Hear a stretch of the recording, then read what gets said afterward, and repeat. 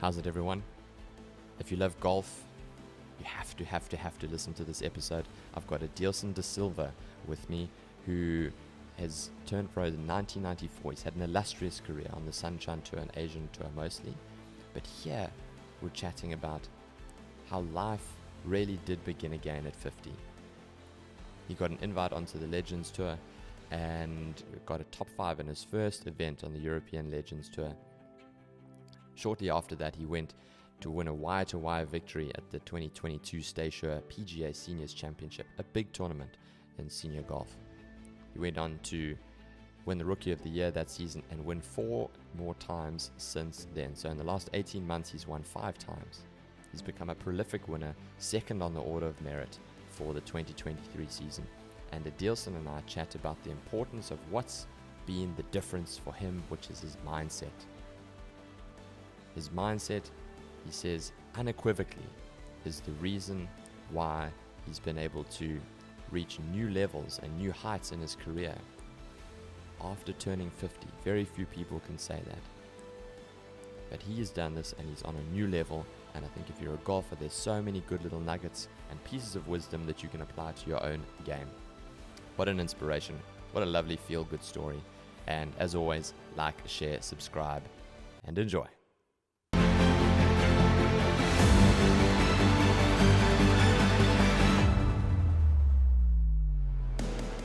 Adilson Da Silva, how's it going, man? Happy New Year. Thanks for being here. Thank you. Thanks, Clint. Nice to be here with you guys. And Happy New Year. Yeah, thanks very much. So, Adilson, I'm excited to have you on because you train here with me. You've been a client of mine for some years now. But you've got a remarkable story. I mean, you turned pro in 1994 as a professional golfer and had a successful career. But there must be some stories, some ups and downs, some peaks and troughs over those, 29 years of being a professional golfer. You find yourself now on the senior tour, and it must have been such a wild ride these last 29 years, eh? Yeah, absolutely. It's been quite an experience, for me a wonderful experience. To have the opportunity to leave Brazil and then come to do what I do, it's been quite amazing. Take me back. Give me some context. So, how does a Brazilian find himself in South Africa, living on the north coast of KwaZulu-Natal? Well, I couldn't play soccer, so. Yeah. So the next thing was golf. Next thing was golf. Obviously, I had an amazing opportunity to get introduced to golf there in sort of a young age. After the school, we used to go to the golf course near my house, and that's how I started with golf. We started as a caddie, and we used to go and make our own pocket money because our parents, these days they gave us enough. So whatever else we needed, we have to go and work for it.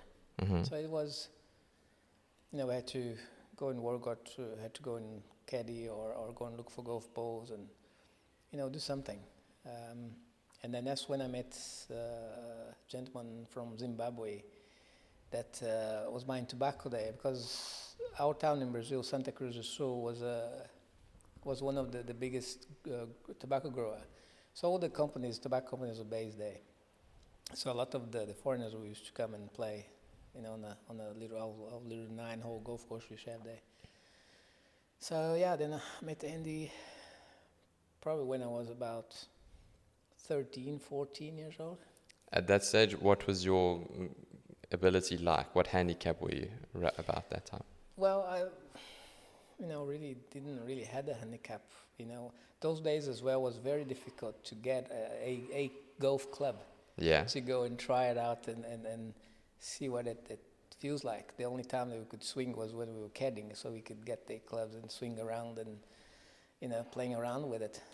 Otherwise, we had to go to the forest and go in and cut a branch of like a club shape, mm-hmm. and shape it up. And then whatever the shaft to come on it, soft or hard, whatever it is, you just hit the golf ball with it. So that teaches quite a lot. So then by the time we get a proper golf club in our hand, it's like, wow, this is amazing. It feels so much easier. So, also has caddies there, you were quite limited to play. You weren't really allowed even those days. There was kind of a very close society and very close game to get into. Mm-hmm. So we had to improvise. Yeah. And then, it teaches some character, And I met Andy there. We became good friends. And then a couple years later, he invited me to come to Zimbabwe and stay with him there and give golf a go. Because at that stage as well, sometimes I used to play with him on the golf course when he used to come and there was nobody else there. So I used to, he used to say, no, use my club, we can play together. So maybe he thought there was some talent there that, could have been developed. So. How long were you caddying for? I probably started to go to the golf club when I was about 12, 13 years old, somewhere there. Yeah. And you caddied until? Probably for about 4 or 5 years, I think. And then probably more, because I left Brazil. It was about in 1990. Mm-hmm. So 1 year, I was playing, I started to play now every day, because Andy, he said, now bring some clubs. So now he bought his old set of his dad's. I was like, now I got 14 clubs. Like, wow, Imagine what you can do with all like 14 clubs, yeah. Yeah, was a lot of information on it. So obviously I had to get into it and discover. Can you remember what clubs they were? I can't really, some of them was a bit of a mix of golf clubs. Yeah. But those days, they were like, all sorts of different designs and whatever, It's like today it's like that certain, taxes, whatever, tricks. And so, but yeah, now the first time I bought this full set of golf clubs, it was like, wow, this is insane. It's like, it feels like Christmas. Mm. So then I played for about a year and a half. And then the club gave me a handicap. They gave me a 9 handicap to start. Okay. And then I came to Zim. By the time then I got to Zim, it was about a 2 handicap. Mm-hmm. But then again, it was all self-taught. So then when I got to Zim, was another story. Because now I have to learn the real thing, So my first teacher there was Tim Price, was Nick Price's brother. Really? He was based at Royal Harare those days, yeah. Very cool. So I met Tim there. So I done some work on his pro shop, and then afternoon I used to practice. And then he gave me a couple of golf lessons. So that was also an experience, because by then my English also wasn't good those days when I got there. So I didn't know really speak English. All I had was a small dictionary, which I had to learn on the evenings and try to decorate words, try to find what the name of things means. At least I could create a phrase and talk and whatever. Mm. But then again, I had to. Andy was never there. He was always traveling. He was very busy with his work. So I was left by myself on the house. So I had a lot of time and I just had to improve. We put ourselves in goals to achieve this and that. So it wasn't really a bumble along sort of a thing. I had to show results and whatever else. So, maybe work hard. Were you skeptical or nervous of making the journey across from Brazil? Because I can imagine if I was your age and I was in Brazil, home's there, you speak the language, and then you go into an African country in what was then called Rhodesia. It's a big risk. You don't know what you're going to, Yeah. Look, it was scary, but at the same time was exciting. Mm. To have the opportunity now to move from there to do something like, wow, this is unheard of. It's something like really special. And also the age, obviously, you don't have much fear. You just want to go and find out. It's adventure. And the worst thing as well, it's for me. I think it was leaving my family behind. And that's the thing, because we were a big family, so we grown up not having much, but we had a lot of fun. I had 3 brothers, and a lot of cousins and stuff. So we were together most of the times and having fun and, do the best of everything. And was now to have to leave them, that was quite a big thing, especially for the first 2-3 years. Also going in a foreign country that you don't know how to speak the language. So that gave me a bit of a wake-up call. So those days also, was everything else so different. There was no cellular, there was no WhatsApp, there was no, so you couldn't see them. And so I used to write a lot of letters. Just about every night, just sending them a letter, or friends, or postcards and stuff. So yeah, that also, you keep busy doing that. So, but yeah, I think for me to leave the phone behind and the friends, that was the most difficult thing. But to go there and go for something like really different and see what was there and play the game, and that was exciting. So fast forward now, you turned pro in 1994.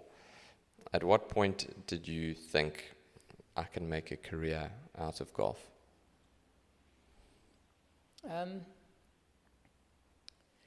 Well, that's just before I turned professional. I was winning already some amateur events. I won a tournament in South Africa called the Hans Marinsky Open, which at the time was quite a prestigious amateur event. Then I also won the Transvaal stroke play and things like that. So in those days it was, the amateur were quite strong. So with that gave me a lot of confidence, because I could, start thinking that if I can win amateur events here, I'll have probably a good chance in a professional circus. And obviously then it's a huge step, but I guess you'd learn as you go on. Yeah. Which I did go to the tourist school there, I think it was beginning of 94. And those days were different than now, because those days, once you apply to turn professional, and if you miss it, now you can't play anything. You can't play amateur event, you can't play club competition, you can't play professional, you just... Oh wow, so you're in no man's land. You're in no man's land, and that's exactly what happened to me. So, ended up missing, and I was playing well. Somehow I just didn't get it right that week. I think I put a lot of pressure on myself. So now, I had the choice to go back to Brazil or stay there and just fight it out. Which I think I have a friend already in South Africa those days, Greg Jacobs, and so then decided to stay with him there. So then we had to find a work, because we couldn't just practice. Money wasn't that easy. So we had to work on the night as waiters and practice in the day into the next tourist school. So this is what I done. So then a year later, whatever it was, then I went to the next tourist school at Crown Mines, actually. That was where I managed to qualify the next time. Okay. Yeah, so then, then I, up to now, so I managed to keep my card and, learn a lot from there. Which, South Africa it's always been amazing with the golfers, as juniors and then amateurs, professionals. Just the talent on this country is just amazing, really. And you picked up some wins along the way. Yeah, I got lucky once or twice there, and I think 12 Sunshine Tour wins. I did, yeah. Yeah. So yeah, it's been quite a journey. And all the good people you met along, the beautiful place you get to, this country it's really is amazing place. in old ways. It's, when you go overseas sometimes and then you come back here, then you realize how good we got. Yeah. How good the life is, how good, everything is, people, food, weather, golf courses, we spoiled. That time that you've spent on the Sunshine Tour, you would have had a good indication of the standard of golf in South Africa and what the Sunshine Tour means for the state of South African golf. How important do you think that tour is, and how have you seen it evolve, if there has been an evolution over that time that you've been a pro on that tour? Yeah, no, it's. I think it's a huge difference, right? Because in the old days as well, you learn how to hit fairways. Sometimes not very far, but you want to hit that fairway. So a lot of the guys learn the golf like that, hit it straight, and then you worry about distance later. These days is the other way around. So, exactly. And obviously with the technology, that is on these days, the trainers, the physical part of it is so much better. The equipment, everything is just another level, really. You can see by the way how long these guys are hitting the balls these days.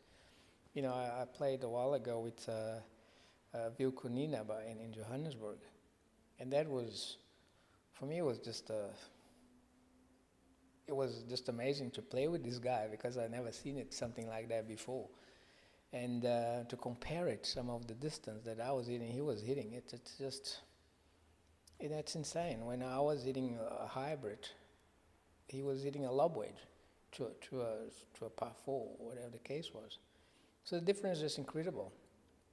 And also the thing is, these days they're hitting it long and they're hitting it straighter also, which makes such a big difference. On old days, I think it's the things with old days. You had that shaft, and you make that shaft work.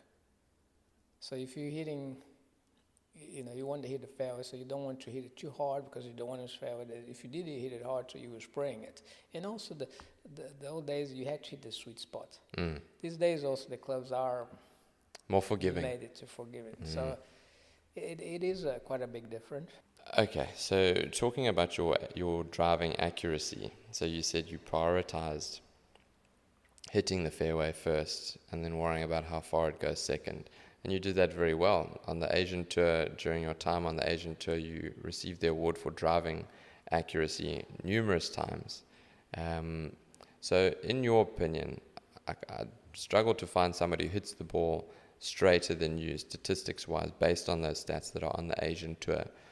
What are the tenets of a good driver of the golf ball to hit the ball straight off the tee?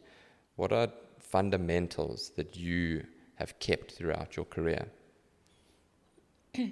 I think it's a lot to do, obviously, once you get to know your swing better, you'll be able to repeat it. And obviously getting your equipment right, especially these days, there's a lot of choices out there, and you have to try numerous shafts and whatever else, which is a driver's, it is a lot to do with the shaft.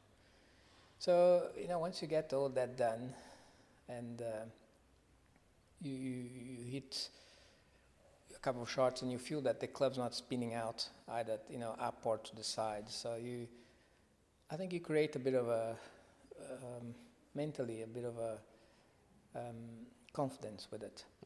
And also, I think once I get that's the drive on my hand, I just almost know it. I'm going to hit the fairway. So obviously, the mental side is a big deal. It's like anything else, like putting, like chipping, whatever it is. But yeah, I think it's mentally, when I get that club, it just feels good in my hand. So is that the club that you feel most confident with, would you say? It is one of them. My putting, it's coming to that again, because in the past I was a good putter and then I went through a bit of a bad patch, but now it seems like coming back again. How did you make your way out of that patch? Because this is not unique to golf. People go through bad patches in different areas of their game in a variety of different sports. I think golf is unique in that there's so many different areas of the game. But how did you make your way out of that bad stage of putting into something a little bit more consistent, where you're feeling confident? Definitely I think the mental side of it, without a doubt. You go to your bad rounds and bad putting rounds, and you start to think, what went wrong. There's always an answer to everything.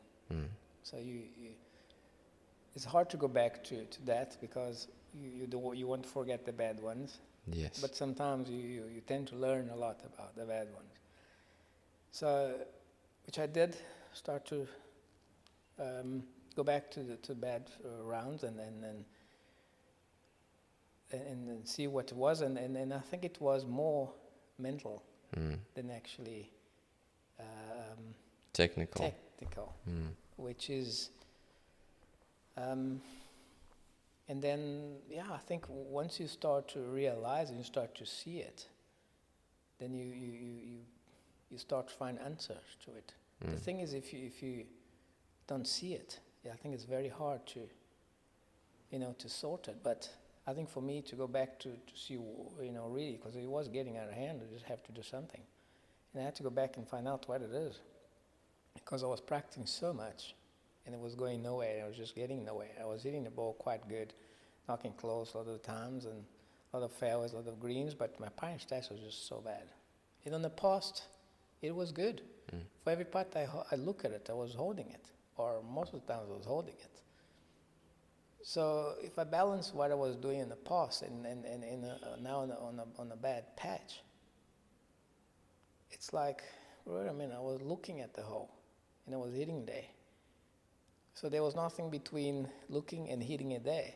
So your mind was clear. Obviously, I was looking at where I wanted to hit it, and I was hitting it there. There was nothing between it, because I wasn't worried about technique. I wasn't worrying about how I'm going to take the club back and forth and do whatever. I think it's a bit of a snowball. Once you start to think and look into much the technical side of it, it becomes more and more and more. Yeah. Until you have to come a time that you have to think, now, wait a minute, I'm just getting nowhere here. I'm thinking more now, and then things are just getting worse. I think you just have to find a style that you're comfortable over the ball or the shot or the driver, and just let your subconscious take over it. So did you do any mental work on your putting off the golf course? So, because that's a big stumbling block for a lot of golfers, is, okay, I've established that I've got a mental issue. I've got a confidence problem with my driver, got a confidence problem with my bunker play, whatever. But how does one go about resolving it? Because you said you were putting in the work. So you're putting in the work on the practice putting green, and yet that didn't bring it right. So then you've established now, okay, confidence issue with the putter, I need to work on my mental game. So can you remember what you did to improve that mental side of it? I think it was, I wasn't really doing a specific exercise for a putting, but overall, in my mind, I was start to think a bit better, start to get my mind clear, and start to think, well, I need to start to trust what I do, trust my putting stroke, because it was good in the past, why is it not good now? And I'm putting the time. And so I think overall, I just start to make my mind clear. Yeah. Especially when you get into under the gun, you need to hold that putt. And that's what I've done so well the last 2 years on the seniors. I felt like my mind much more clear in what I want to do, and just do it. And I think I just overall, I think I just committed more, And just obviously, what I was worrying about now, it was more make sure that my aiming was right, and just from there on, just look at the hole or look at the target and just try to hit it there and let it happen. It's like you're looking at the ball to putt, but at the same time you have the vision, the picture of where you want to hit it. Yes. Somehow. I like that. It's your mind is so strong that you're gonna hit it there. I'm saying that you're gonna hit it all the time, but you're gonna hit more times there. Yeah. But you see, what also makes it clear for me is I would be happy even if, obviously you don't want to miss, but even if I missed it, but I gave myself a chance to hit it there with a clear mind. I gave my all. And that's what I was happy about. If the results wasn't here or there. So with that also gave me more confidence and make my mind even more clear. Because now I'm trusting myself and I give me the opportunity of hitting it there. So, but before, it was just so cloudy and doubts and it was like a negative snowball. The more thinking you're doing, the more practice I was doing. Unfortunately, I was focusing on the wrong thing. I want to hit perfect shots, perfect putts, one after the other, which doesn't exist. No one do that. Tiger, when he was the best, obviously he was the best putter I ever lived, probably, and hit amazing shots. But he wasn't the straightest hitter. He wasn't the best iron player hitter. But I think when he needed to, his mind made him doing it. And when he needed to hold the putt, maybe his mind was clearer than the others, and he was going to hold the putt. Because he believed himself, obviously, because he kept his mind clear, and he obviously worked at it. And I think it's just, let his mind do its thing. Yeah. I think that's so important what you said is just, number one, thinking what advice an amateur could take away from that conversation is the importance of alignment over a putt.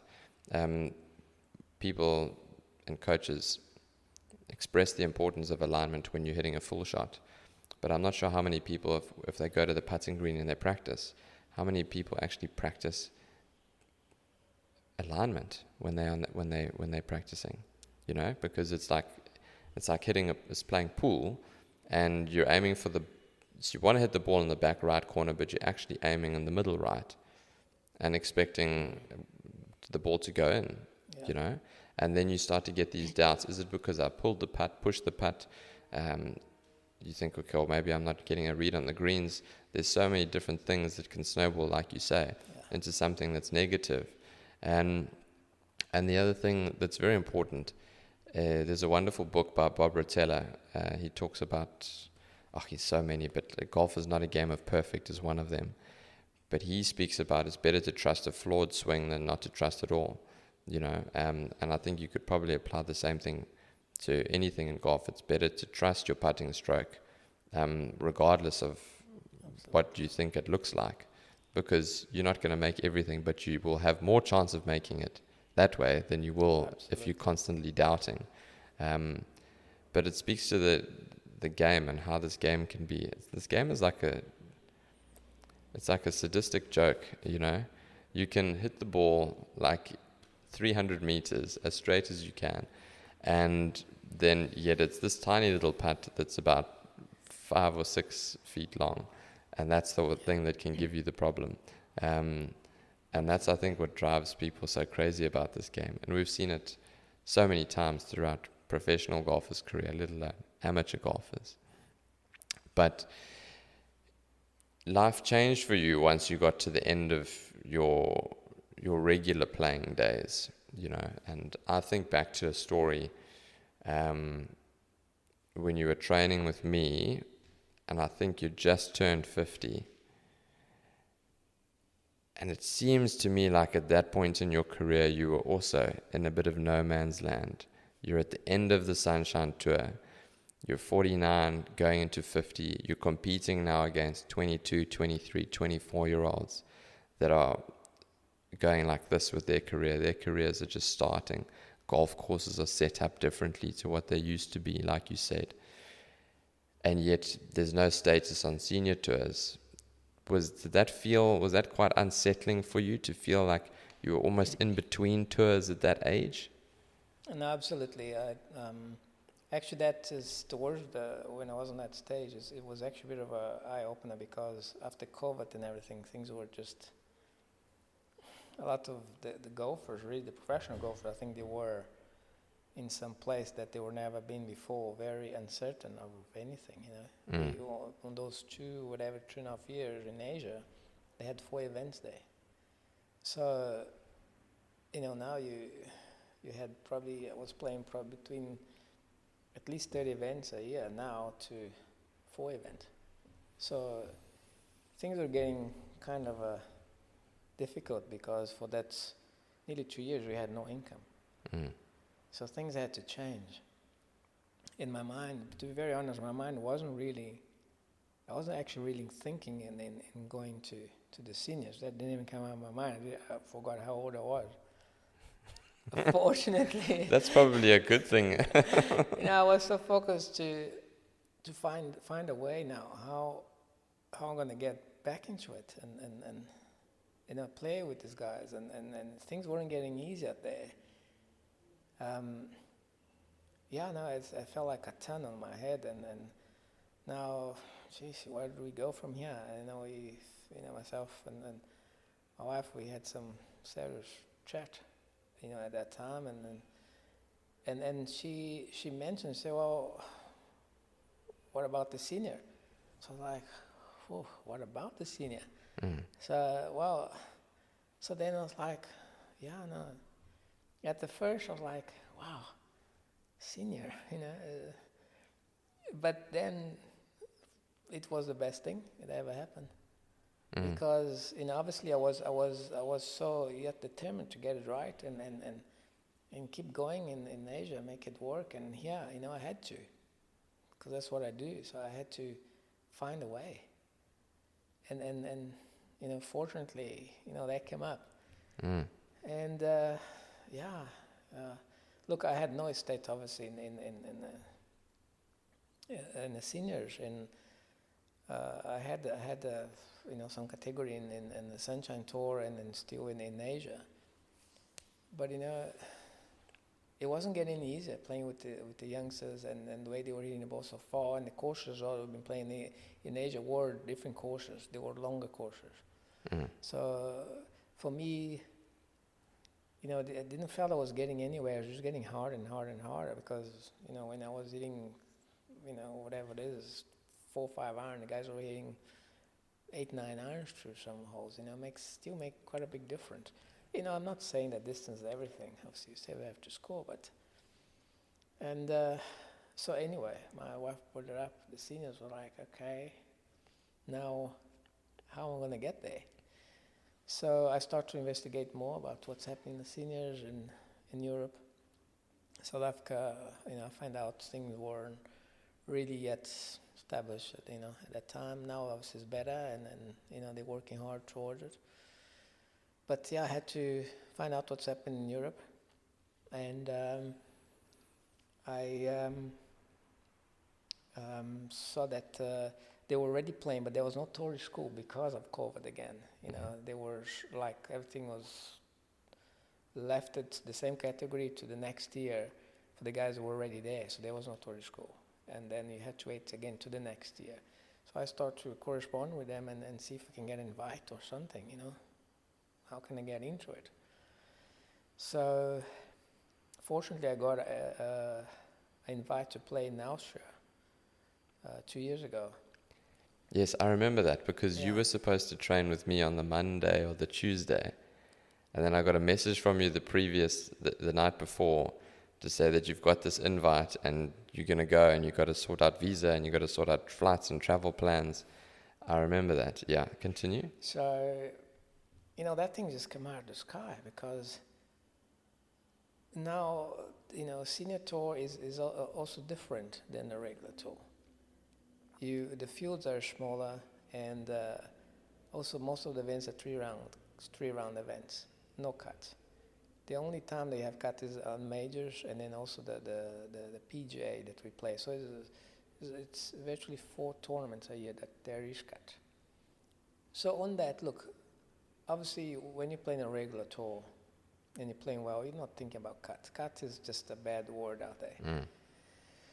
So, but now it's like, it's also different. It's like, so yeah, this invite come up.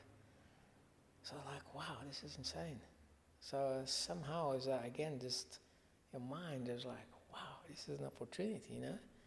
Actually, a friend of mine phoned me from there, Chris Williams. He sent me a message. He said, look, you may get into this event. I was like, wow, okay.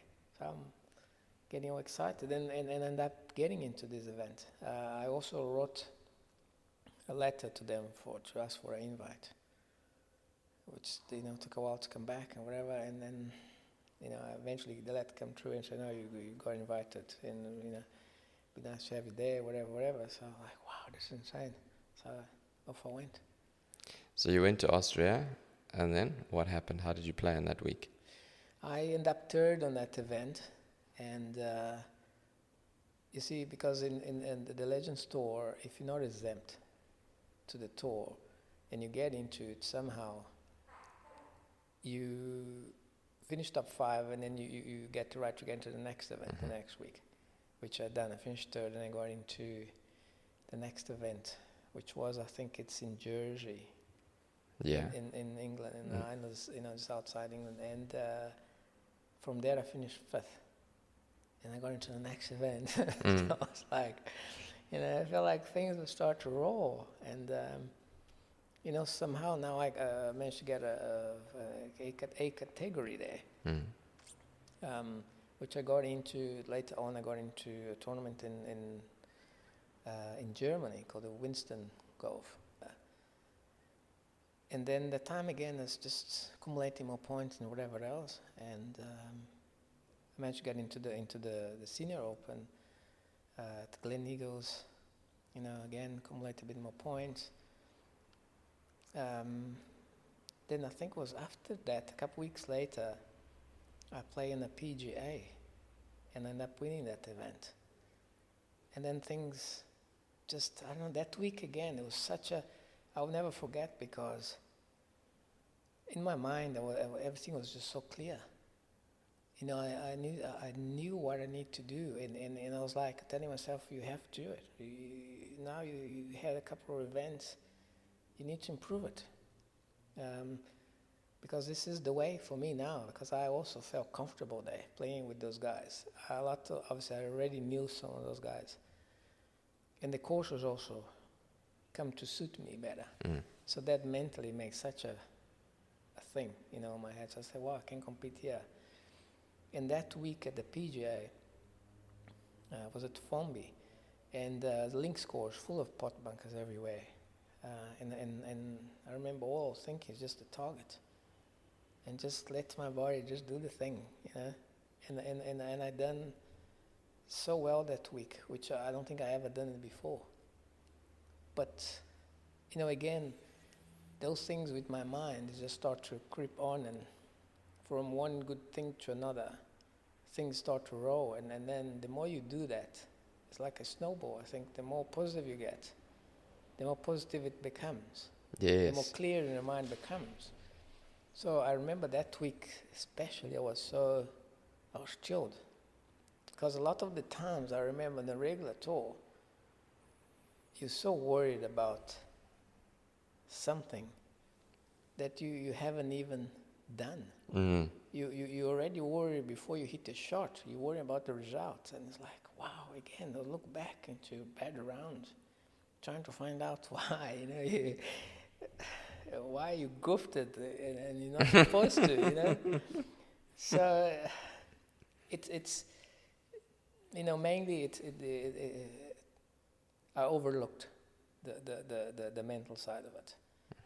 And the hours I was practicing, I had problem with my wrist because I was hitting so many balls, years earlier. And I was feeling good in the range, go to the course, still good, but come to tournament. doubt comes in somehow, and that's what I was missing. I think I was so worried in trying to hit great shots, and obsess about how I'm swinging, how good I'm swinging, and this and that I forgot that mental bit, which I think it's like, once you got it, once you feel confident in a swing, you need to let that go and then get yourself to another level and start to work with your mind. Because, that for me, that is, I think, look back now the last 2 years, that's, I think, what I've done. I left the physical side, the technical side down, and I step up to play with my mind. Yes. And seeing it and let it go there. It's like throwing something on a paper that you roll and you throw it on the dustbin. You think you're throwing it there. You're not thinking how you're going to flick your wrist and throw it in there and whatever you're going to curl it, whatever you're throwing it there. And so you think it's like you're seeing it that dustbin to throw it there. So that's more or less that. Yeah, exactly. What I feel like I've done it. And they've done studies on that. By the way, I'm paraphrasing, but if I'm not mistaken, it was basketballers, and they broke them up into groups. One group would practice, they'd be given a drill, and they had to focus on, they would have to focus on their technique, so not on the basket. They would have to focus on a specific thing, like the way their wrist is breaking or whatever it was. And the other one was on the visualization of the ball going into the basket. And the guys that were technically minded performed way worse than the ones that were focused on the target and where they wanted the ball to go. So what you're saying is 100% correct and is backed by science, we now know. But that, going back to that first win on the senior tour, did you go wire to wire, if I remember correctly? So you went from, when was the last time that you won prior to that? 2019? Sure. Could you remember when the last time I won it? I think it was in the Asian tour, the Taiwan Masters in 2018, somewhere there. 2018, okay. Yeah. And this was now 2022. So. Okay, so haven't won in 3 years. In between tours, get invites here, get invites there. Things still not secure. To then go wire to wire every night, you're sleeping on that lead. To be so clear and target oriented. I mean, what a tremendous achievement. And I mean, that must have just built your confidence tremendously to go from strength to strength from then on in. Absolutely. And look, it is easy said than done. You have to somehow forget your technical side and step up to the mental side and then play with it and let it happen. That week that feel so clear to me. And then somehow I was going with it. I was turning the bad thoughts sometimes that used to come, because your mind is a creature of habit. It just, sometimes you don't realize that you are thinking negative, and it doesn't matter how small it is. If it's negative, it's going to keep coming. You create a monster there by those little thoughts. And I also, somehow I start to realize, wait a minute, that thought doesn't make sense. Why you keep bringing it in? So turn that into something else. Which, to see that for me was a huge step. Because it was there before. Because obviously, if I'm thinking, obviously it's a habit. And somehow I managed to spot it. And now I can turn that into something else. What else was I doing that making me uncomfortable and feel like you're under pressure? Obviously, it's a lot that you create over the years. If you're not careful in your mind, it's unfortunately, if you don't work with it, it goes against you. You know. And at that time, I think also I was so much also under pressure and had to make a move. So I had to bring it in something. I had to figure out, is that my swing? Is that me? Is that, what is going on with you? You need to bring me goodies. Otherwise, you're gonna have to do something else. Stop and play and do something else. Whatever it is. You got 3 small kids. School fees are not getting any cheaper, so you need to do something. So anyway, so that is, I think for me, looking back, is definitely getting my mind to work for me instead of against me. Even then, I remember that week at the PGA. On a regular tour, sometimes you feel even hard to eat. You're eating, but you're not enjoying your food. It's like you're eating and you're worrying already about something that you have no control of. But you see, your mind is making that already. You're not staying in the present. You push yourself to the future, and unfortunately, it was a negative future. So that makes you uncomfortable. So whatever you do, if you eat, if you talk to people, you just don't feel comfortable.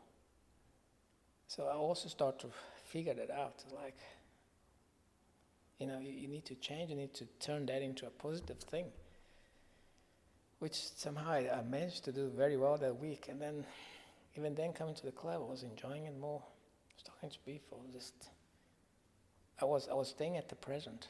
Somehow, that made me slow down, not get ahead of myself. Stay there. Whatever you're doing now, enjoying what you're doing now. I have no control what's going to happen on the next short or putt. So, as well, then give your best, which I did. I kept my mind clear. I look at the target already from the first tee, because with those course support bunkers there, left and right, they are a proper water hazard thing. Because if you go in there, you're going to lose a shot most of the times, because they are deep and you can only come out with the sand river sometimes to the side or slightly forward. But so already in the first year, I remember just looking at target, and that's all I had on my mind. Just get down the left there and just stay down the left. Whatever the case was, just keep your mind clear and just hit it there. All I had on my mind was just the target, and I just let my body do the thing. And then how many times have you won since then? I was fortunate enough to win that one, and then this year very fortunate again to win 4 times. So you've won 5 in total on the senior tour. I did. In the last year and a half. I did, yeah. So that was quite amazing. I actually won an event actually beginning of last year in PE at Humid, one of the South African senior events. And then that also gave me a big boost. Then going into the next event, to the Austrian Open, so I managed to win in Austria. And then, I managed to win 3 more times after that. So it was an amazing year. I still look back and it's like I still can't believe it. It's like sometimes like having only one, it's like doesn't sink in. And later when you look back and it's like, wow, it happened, And then it's rewarding because you look back and see where you were, and then now it was there, all the time was there, and I've just overlooked it. People also sometimes tells you go and get help and whatever, and you're stubborn, you think you know everything, and then it's a reality check. You never know everything in this game. You're always learning. I felt I've been there forever. And I was like, wow, what's wrong, should be doing better. And I was just missing that point. I think of just working with your mind. And just, let it be, stop getting in your own way. What does the year look like now for you? So you've got 5 wins under the belt. I'm sure that you've got exemptions from now until probably when you decide to hang up the clubs. But I'm sure you've got some other bigger events and things coming up this year. What has you excited? Yeah, no, absolutely. It's still, very exciting. I still love practicing and getting better. Mm-hmm. And looking forward, there's a lot to it. And we're starting next month in Morocco. The top 4 from the Legends Tour getting to Morocco, which is the Champions Tour event. And lovely. That's quite a nice event to play. And I ended up second on Order Merit the last 2 years on the Legends Tour, and it is my goal to work harder and win it. Mm-hmm. That is definitely a goal. And I feel like, again, I start to realize why not. You can do it.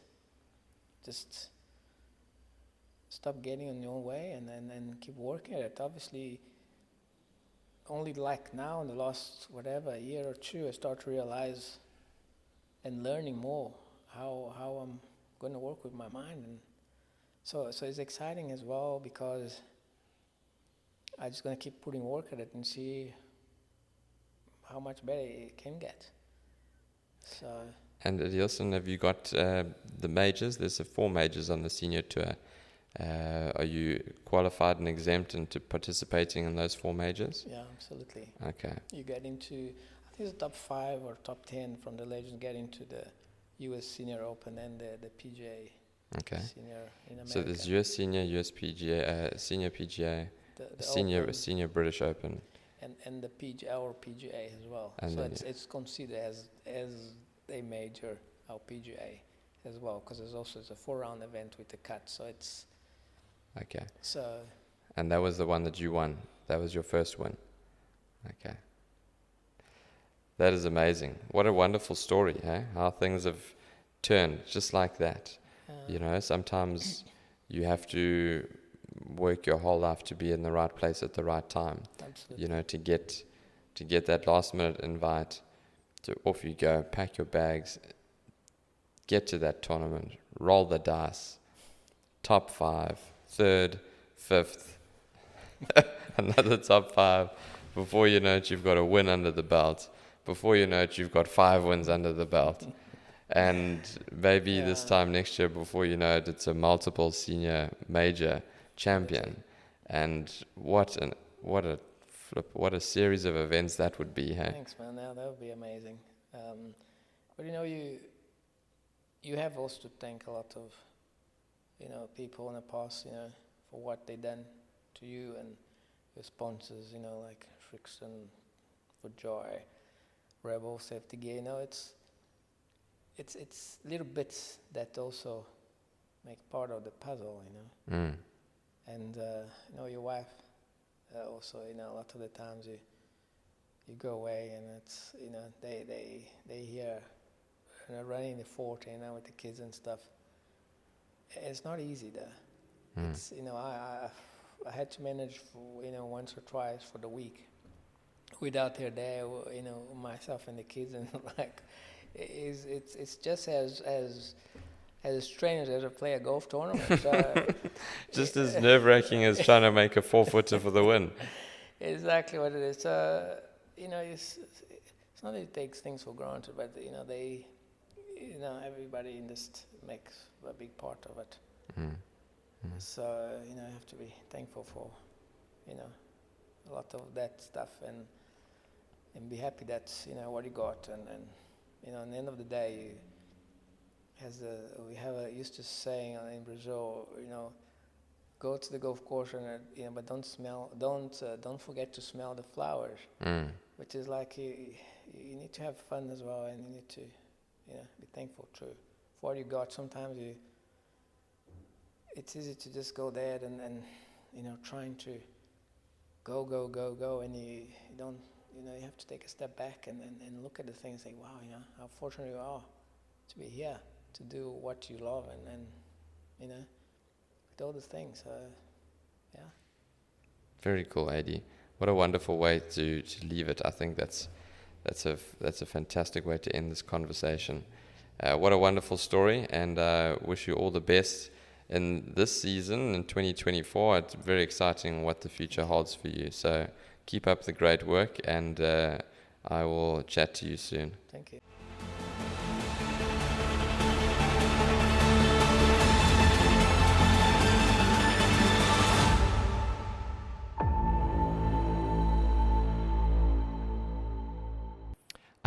Not so fast. It's a new year, which means it's a new outro.